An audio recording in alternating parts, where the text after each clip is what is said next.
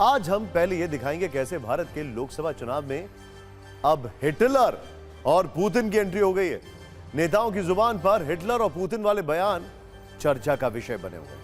आज इस खबर पर हमने सत्ता की बहुत दिलचस्प राजनीतिक विश्लेषण एक तैयार किया है।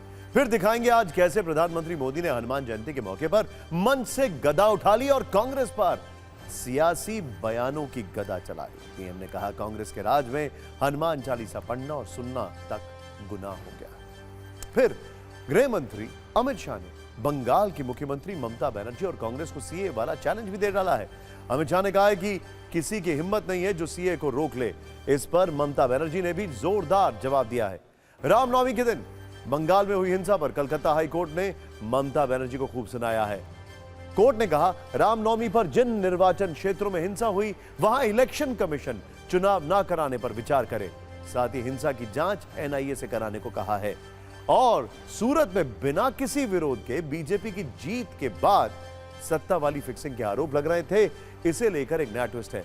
दावा है कांग्रेस के प्रत्याशी नीलेश कुंभणी बीजेपी से मिले हुए थे और उन्होंने जानबूझकर रिश्तेदारों को प्रस्तावक बनाया जिससे उनका पर्चा खारिज हो जाए।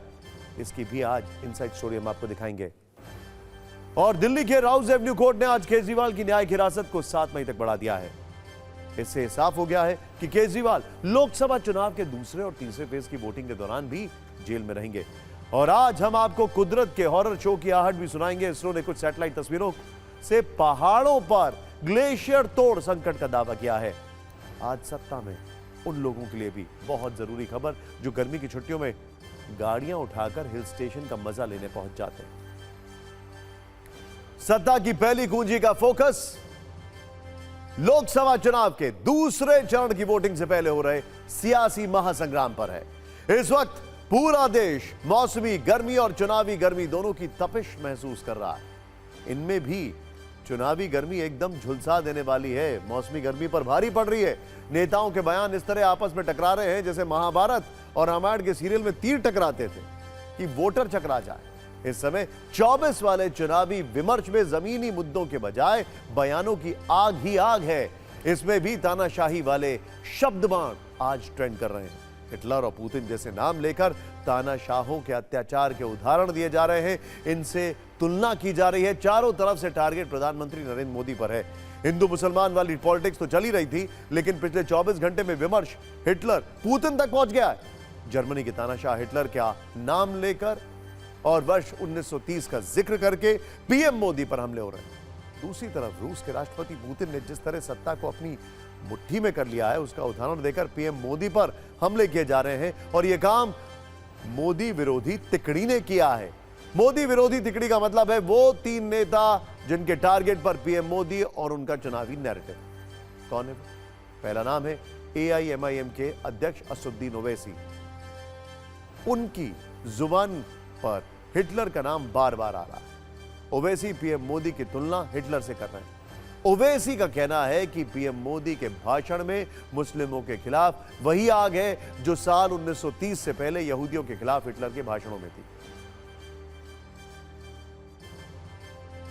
इस सब के बीच में अगला नाम है शरद पवार का, जो चुनावों के बीच में रूस के राष्ट्रपति पुतिन की सत्ता का उदाहरण दे रहे हैं और पूछ रहे हैं कि क्या भारत में नरेंद्र मोदी के रूप में नया व्लादिमीर पुतिन तैयार हो रहा है। यही चिंता नेशनल कॉन्फ्रेंस के नेता फारूक अब्दुल्ला को भी है।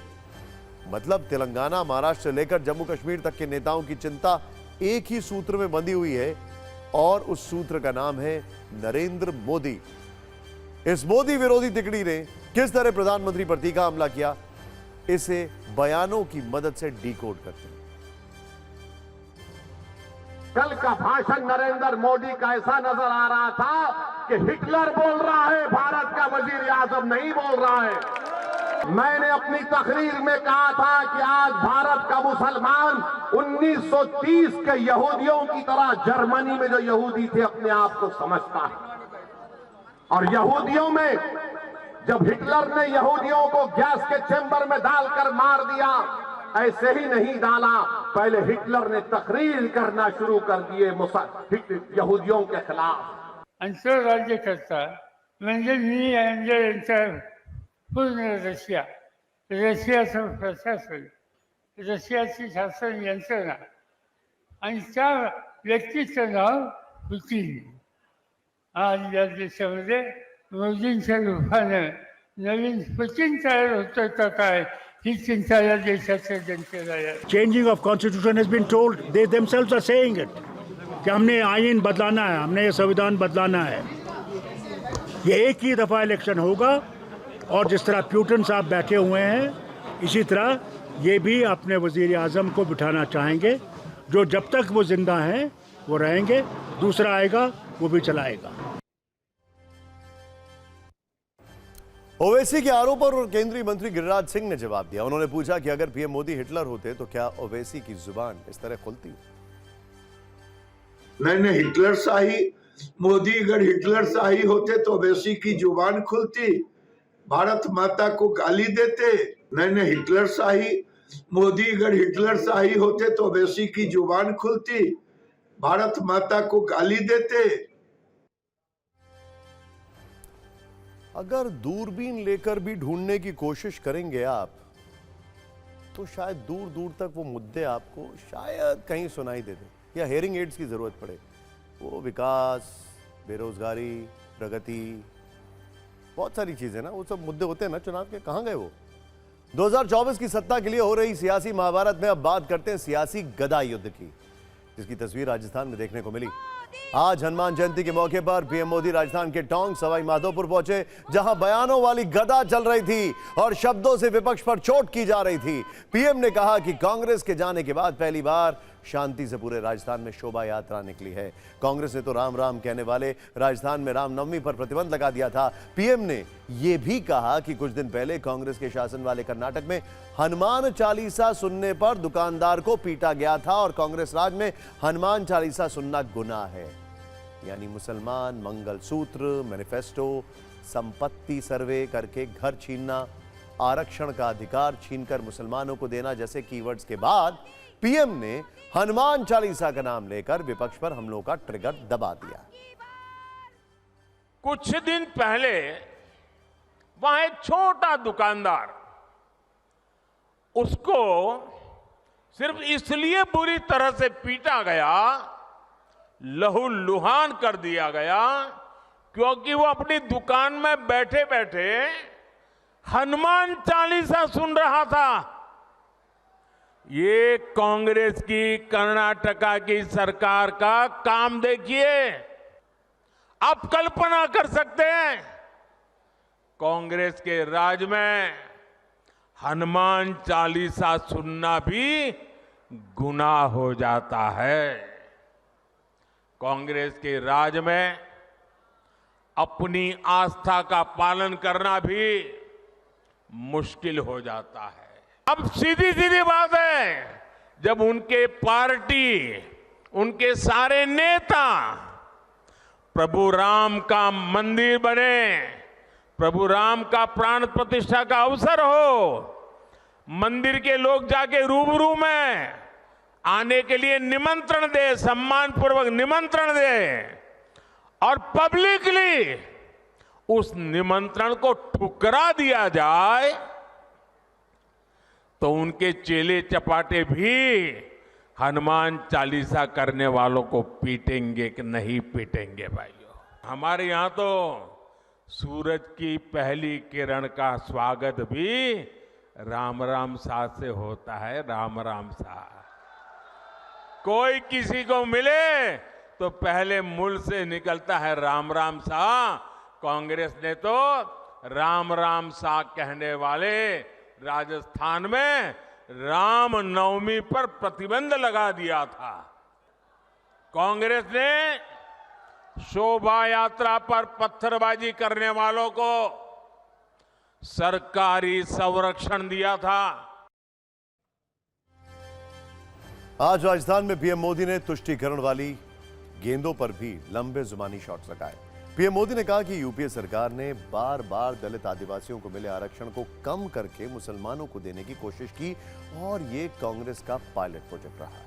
दरअसल केंद्र ने रिजर्वेशन कोटे में एससी को 15%, एसटी को 7.5% और ओबीसी को 27% आरक्षण हासिल. संविधान के मुताबिक 50% से ज्यादा आरक्षण का प्रावधान नहीं. पीएम मोदी का आरोप है कि कांग्रेस की यूपीए 1 की सरकार पहले आंध्र प्रदेश में और उसके बाद पूरे देश में SC ST कोटे से कटौती करके आरक्षण का कुछ हिस्सा मुसलमानों को देने की तैयारी में थी। इस विवाद की एक फ्लैशबैक वाली स्टोरी भी है जो आपको पता होनी चाहिए। बात आज से करीब 20 साल पहले की है। उस वक्त केंद्र में कांग्रेस गठबंधन वाली UPA सरकार थी और आंध्र प्रदेश में कांग्रेस की सरकार थी। YSR रेड्डी मुख्यमंत्री थे। आरोप है कि साल 2004 में UPA सरकार ने पहली बार आंध्र प्रदेश में मुसलमानों को आरक्षण देने का कानून बनाया था और उस वक्त उन्होंने नौकरी और शैक्षणिक संस्थानों में मुसलमानों को 5% आरक्षण देने का फैसला किया था। लेकिन सितंबर 2004 में आंध्र प्रदेश हाईकोर्ट ने इस कानून पर रोक लगाते हुए कहा था कि ऐसा करना पूरी तरह असंवैधानिक है। इसके बाद साल 2005 में दूसरी बार YSR सरकार इससे जुड़ा कानून लेकर आई। हालांकि तब भी हाईकोर्ट ने इस पर रोक लगाई और इसे असंवैधानिक कहा। आंध्र प्रदेश में तीसरी बार यह कोशिश साल 2007 में हुई। उस समय भी राज्य में YSR मुख्यमंत्री थे। उन्होंने इस बार 5% की जगह 4% आरक्षण मुसलमानों को देने का कानून बनाया, लेकिन हाईकोर्ट ने इस कानून को भी रद्द कर दिया। अब बीजेपी कांग्रेस की इन कोशिशों को ही चुनावी मुद्दा बना रही है। कांग्रेस पार्टी की सोच हमेशा से तुष्टीकरण की रही है, वोट बैंक की राजनीति की रही है। 2004 में जैसे ही कांग्रेस की केंद्र में सरकार बनी, उसके सबसे पहले किए गए कामों में था, सबसे पहला काम था चुनाव जीतने के बाद आंध्र प्रदेश में SC ST के रिजर्वेशन में से कमी करके मुसलमानों को रिजर्वेशन देने का प्रयास। ये एक पायलट प्रोजेक्ट था जिसे कांग्रेस पूरे देश में आजमाना चाहती थी। 2004 से 2010 के बीच कांग्रेस ने 4 बार आंध्र प्रदेश में मुस्लिम रिजर्वेशन लागू करने की कोशिश की। पीएम मोदी के इस बयान पर कांग्रेस का क्या कहना है वो तो देखना बनता है। He is frustrated, therefore only he is speaking like this. One thing is that on the reservation front, Congress party is very clear. Congress party is the party which brought reservation to this country. We are convinced that reservation is the way in which we can give opportunities to those people who had denied the opportunities for thousands of years. Therefore only the reservation has come into picture, and Congress party for the past 75 years has been implementing the reservation with all challenges. सत्ता में अब राजनीतिक खबरों के steering को बंगाल की ओर मोड़ते हैं, जहां सियासी तापमान हाई हो चुका है। बंगाल में आज संदेशखाली, CA, बांग्लादेशी, घुसपैठिए जैसे शब्दों की गूंज सुनाई दी। पश्चिम बंगाल में चुनावी रैली को संबोधित करते हुए गृह मंत्री अमित शाह ने कहा कि ममता बनर्जी CA को हाथ लगा कर देखें। बंगाल में हजारों लोग रोज घुसपैठ करते हैं और राज्य की सरकार कुछ नहीं कर रही है। ममता बनर्जी ने भी इसके जवाब में ED, CBI का नाम लेकर कई गंभीर आरोप लगाए। सत्ता के कलेश का राउंड 1 अमित शाह और ममता बनर्जी के बीच रहा। संदेश खाली में वोट बैंक के लिए ये ममता दीदी ने गरीब लाचार माताओं बहनों पर अत्याचार होने दिया। अत्याचार क्यों होने दिया? क्योंकि उनकी वोट बैंक थी, वोट बैंक। और ये तो भगवान भला करे, वो माताओं बहनों का उन्होंने संघर्ष किया, हाई कोर्ट ने संज्ञान लिया और आज ममता जी के चट्टे पट्टे सारे जेल के अंदर गए हैं, जेल के अंदर गए। मुझे बताओ रायगंज वालों, संदेश खाली रुकना चाहिए या नहीं रुकना चाहिए? বিজেপির এক গদ্দার বললেন বোমা ফাটাবো। আরে বোমা ফাটিয়ে মমতা ব্যানার্জির ওপর রাগাও তো মেরে দে। অভিষেককেও তো খুন করতে গেছিলি, ধরে ফেলেছিলাম আমরা। কিভাবে করেছিলি? তার বাড়ি পর্যন্ত রেকি করেছে, ফেস টাইমে ফোন করেছে। आपका साथ बात करने चाहती हूँ বলে সময় দিলেই গুলি করে দিয়ে পালিয়ে যেত। এরা চায় যারা ওদের বিরুদ্ধে কথা বলে তাদের মেরে দাও, তাদের জেলে ভরে দাও, তাদের পৃথিবী থেকে সরিয়ে দাও। सत्ता के कलेश के अगले राउंड की लोकेशन उत्तर प्रदेश है, जहां मुकाबला यूपी के सीएम योगी आदित्यनाथ और समाजवादी पार्टी के अध्यक्ष अखिलेश यादव के बीच है। ये लोग क्या चाहते हैं? कांग्रेस के लोग ये आपकी संपत्ति को हड़पना चाहते हैं, और ये तो समाजवादी पार्टी और कांग्रेस का पुराना इतिहास है। ये तो यही इनका इतिहास है।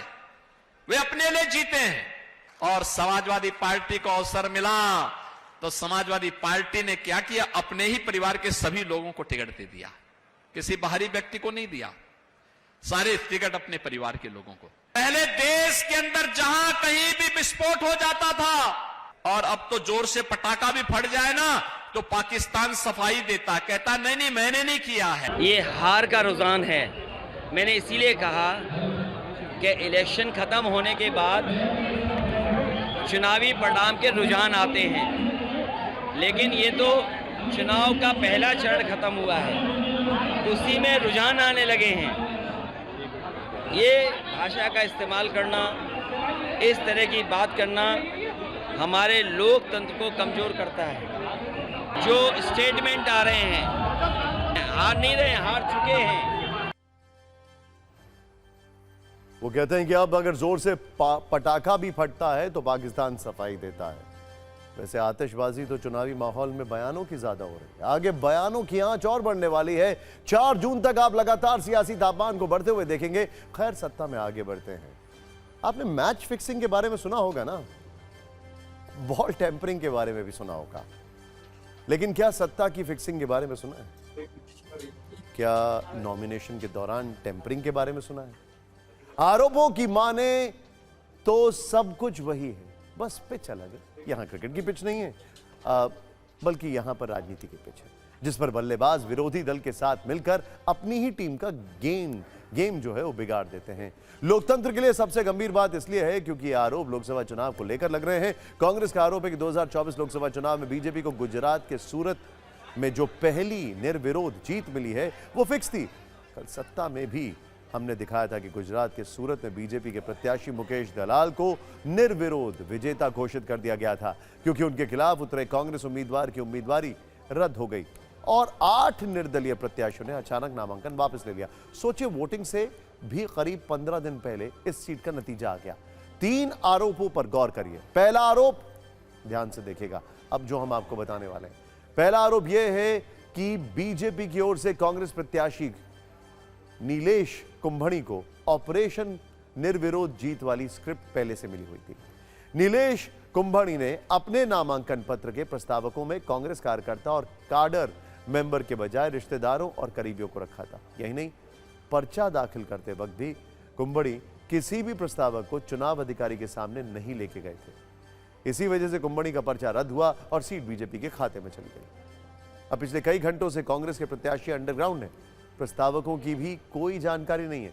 गुजरात की पुलिस पर प्रस्तावकों को जबरदस्ती पकड़ने के आरोप लग रहे हैं। ऐसी खबरें हैं कि नीलेश कुंभणी जल्द ही बीजेपी का दामन थाम सकते हैं। इसके बाद विरोध प्रदर्शन शुरू हो गया। कांग्रेस के कुछ कार्यकर्ता आज हाथों में पोस्टर बैनर लेकर उनके घर पहुंचे। पोस्टर में उनको गद्दार बताया, बीजेपी से मिली भगत का आरोप लगाया।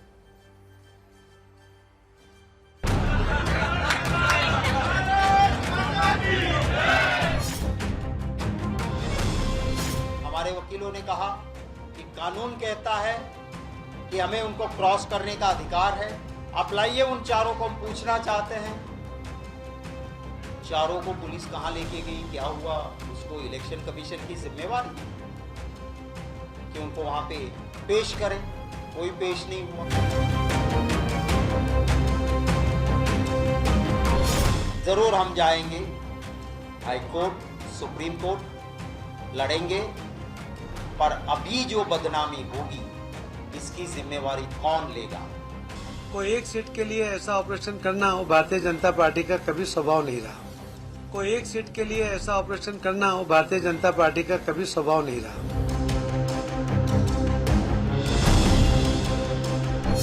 सूरत में जो मेन कैंडिडेट थे कांग्रेस पार्टी के, उनको रिजेक्ट किया।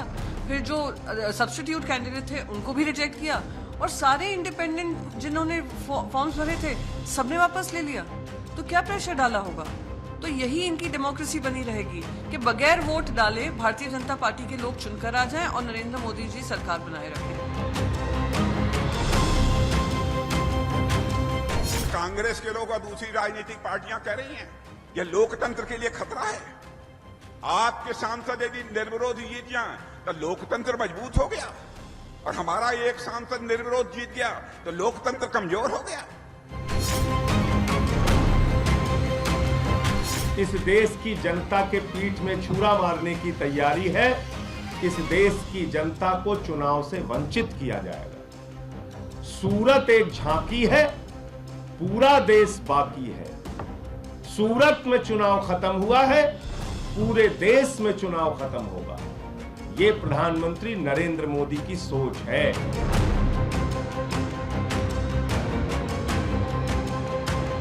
ખરેખર તો ફોર્મ રદ થયું નથી, જાણી જોઈને કરવામાં આવ્યું છે। આ બધું સ્ટન્ટ છે। ભાજપ સાથે મળીને ભાજપના જ વકીલ પાસે નોટરી કરાવે તો પછી એમાં આપણે ખરેખર જાણવાનું એવું થયું કે આમાં કંઈ કાળું છે।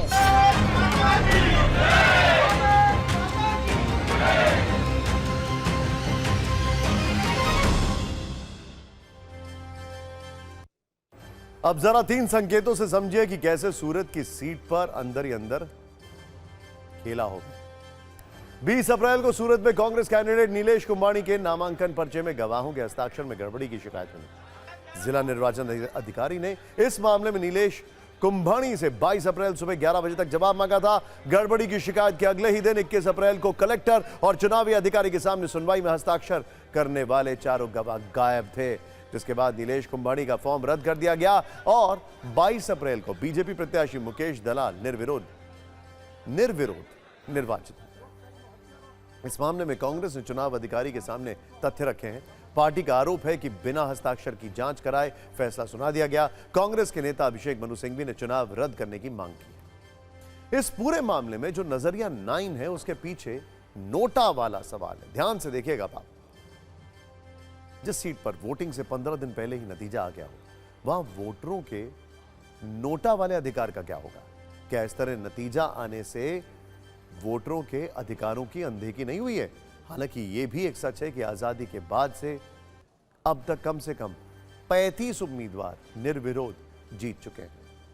खैर, अब सूरत की सूरत तो आपने देख ली, लेकिन मौसम की सूरत और जो इस देश में इकोसिस्टम है उसकी सूरत और दुनिया के इकोसिस्टम की सूरत की बात करते हैं, क्योंकि सत्ता में अगली खबर जो है वो चिंता बढ़ाने वाली है। कुछ ऐसे सिग्नल्स की बात कर रहे हैं जिन्हें वक्त पर नहीं सुना गया तो इसके परिणाम खतरनाक हो सकते हैं। हमने आपको कल सत्ता में दिखाया था कि कैसे चीन में इस वक्त सदी की सबसे बड़ी बाढ़ आई है, क्योंकि चीन ने वक्त रहते ये सिग्नल नहीं सुने। इसीलिए उसके आधे से ज्यादा शहर धंस रहे हैं। 13 करोड़ की आबादी इसकी कीमत चुका चुकी है। अगर ऐसे सिग्नल पड़ोसी देश से आ रहे हो तो इन्हें बहुत गंभीरता से लेना चाहिए। इन पर आत्मचिंतन करना जरूरी है और एक बार अपने गिरेमा में झांक लेना चाहिए। कहीं ऐसा तो नहीं कि किसी विनाश लीला की टिक टिक हो रही हो और हमें इसके बारे में अंदाजा भी ना हो। वैसे हमारी एजेंसियां इस तरह के सिग्नल पर तुरंत अलर्ट हो जाती हैं और ऐसे ही सिग्नल का खतरे का सिग्नल अब इंडियन स्पेस रिसर्च ऑर्गेनाइजेशन यानी इसरो ने दिया है। आज सत्ता में हम आपको सिग्नल देने वाले 2 विशेष रिपोर्ट दिखाने जा रहे हैं जो भारत से जुड़ी हुई हैं और इन दोनों रिपोर्ट में पहाड़ों और ग्लेशियर्स पर फोकस किया गया। पहाड़ कुदरती गर्मी से खौल रहे हैं और ग्लेशियर सिकुड़ते जा रहे हैं। इसरो ने इससे जुड़ी कुछ तस्वीरें शेयर की हैं। आमतौर पर ऐसी तस्वीरें देखकर आपको मन करता है कि आगे बढ़ जाएं, स्वाइप कर दें। यह भी हो सकता है कि चुनावी चकल्लस वाले माहौल में बहुत सारे लोगों के मन में इस तरह की तस्वीरें खास जगह ना बना पाएं। फिर भी हमें लगता है कि इस खतरे के बारे में आपको जरूर जानना और समझना चाहिए, क्योंकि ये चुनावी विमर्श, हिंदू मुस्लिम वाली बहस और हिटलर पुतिन वाले बयानों से ज्यादा बड़ी खबर है, क्योंकि इसमें आपके लिए एक बहुत बड़ी वार्निंग छुपी हुई है।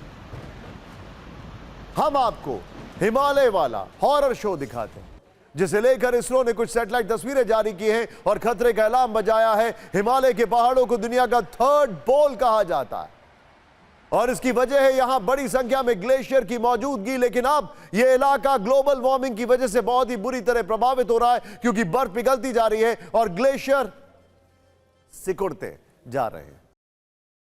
ध्यान से देखिए, इस पर इसरो ने जो रिपोर्ट की है उसमें नया दावा किया गया है। बताया गया कि हिमालय के ग्लेशियर पिघलने की जो स्पीड है पिछले कुछ वर्षों में ज्यादा हुई है। हिमालय में ग्लेशियर से बनी झीलों का आकार भी कई गुना बढ़ गया है और यह बढ़ता ही जा रहा है।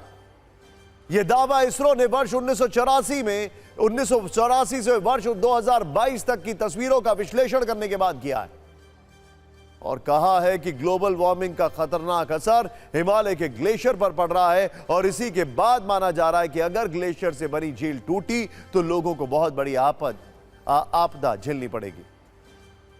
इसके लिए इसरो ने सैटेलाइट से ली गई पिछले 38 वर्षों के दौरान की अलग अलग तस्वीरों को दिखाया है। इनमें वर्ष 1989 और 2022 की तस्वीरें भी शामिल हैं, जिसके बारे में हम आपको बताते हैं। तो तस्वीरों से अगर जो दिख रहा है उससे आपको कुछ चीजें समझना जरूरी है। तस्वीर इसरो की ओर से रिलीज की गई है, वो हिमाचल के घेपांग घाट पर बनी ग्लेशियर लेक की तस्वीर है, जिसका आकार वर्ष 1989 में 36.49 हेक्टेयर था, लेकिन 2022 में ग्लेशियर पिघलने की वजह से इस झील का आकार 101.30 हेक्टेयर हो चुका है। यानी अब तक यह झील 178% तक बढ़ गई है और इसी को लेकर चेतावनी है कि झील का बढ़ता आकार आने वाले वक्त में बहुत विस्फोटक हो सकता है और अगर ग्लेशियर से बनी ऐसी किसी भी झील पर बारिश हो जाए तो केदारनाथ जैसी आपदा आ सकती है। अपनी रिपोर्ट में इसरो ने ग्लेशियर झील की स्थिति को लेकर जो आंकड़े बताए हैं वो भी बहुत हैरान करने वाले हैं और परेशान करने वाले हैं। ध्यान से देखिए, 1984 से 2023 तक हिमालय में 2431 झीलें ऐसी हैं जो आकार में 10 हेक्टेयर से बड़ी हैं, जबकि 1984 से अब तक 676 झीलें ऐसी हैं जिनके क्षेत्रफल तेजी से बढ़ा है और इनमें भी 601 झील ऐसी हैं जो ग्लेशियर पिघलने की वजह से दोगुनी हो गई हैं। और सबसे चिंता की बात, इनमें से 130 झील भारत में ही मौजूद हैं। मतलब अगर यही स्थिति आगे भी रहेगी तो नतीजा कितना खतरनाक हो सकता है आप इसका अंदाजा लगा सकते हैं।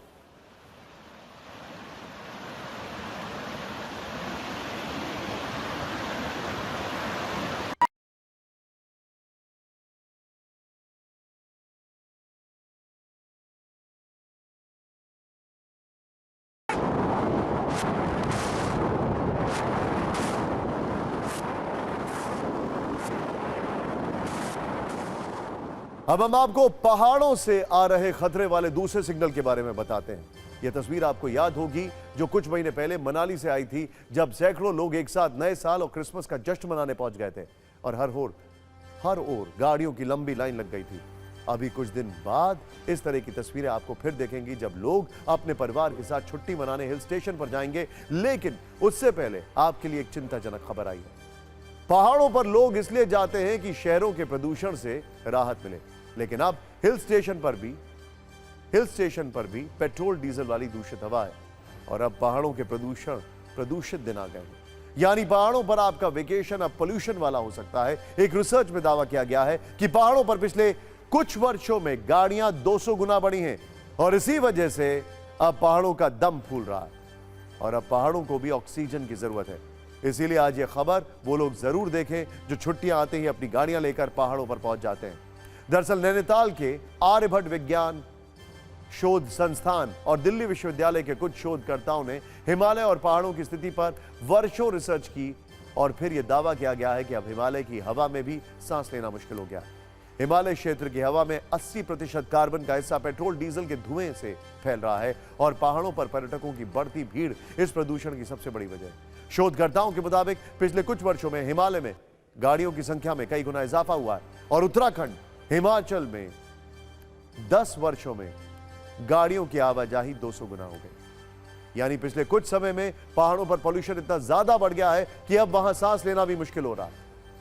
और इसकी वजह क्या, यह भी समझिए। क्या कभी आपने सोचा है कि जो लोग गाड़ियों में भर भर कर पहाड़ों पर छुट्टियां बिताने जाते हैं उससे किस तरह पहाड़ों का इकोसिस्टम तहस नहस हो रहा है? और जब ये लोग वापस आ जाते हैं तो क्या छोड़कर जाते हैं? ये लोग पीछे छोड़कर जाते हैं प्लास्टिक और कई टन कूड़ा। अचानक हजारों की संख्या में पहुंचने से हिल स्टेशन पर बिजली और पानी की आपूर्ति का अतिरिक्त दबाव पड़ता है। वायु और ध्वनि प्रदूषण की मात्रा कई गुना ज्यादा हो जाती है। यानी अचानक देश के अलग अलग हिल स्टेशन पर सैलानियों की जो बारिश होती है वो एक बोझ की तरह है और पहाड़ों के पूरे इकोसिस्टम को क्रैश करने का काम करती है। आज ग्लेशियर और पहाड़ों वाले इस सिग्नल को क्यों सुनना जरूरी है और ना सुनने के क्या नतीजे हो सकते हैं, इसे लेकर एक छोटी सी रील।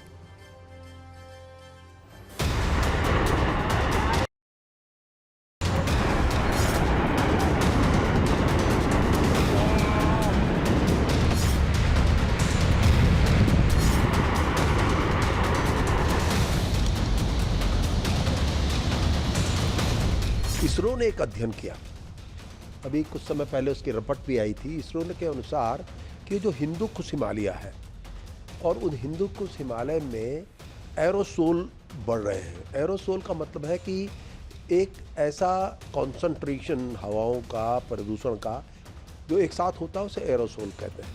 पिछले लगातार की तुलना में ये 4 गुना बढ़ गया। अब सीधा सा मतलब ये समझिए कि अगर ये 4 गुना बढ़ रहा है तो ये वहाँ के तापक्रम को बढ़ा रहा है।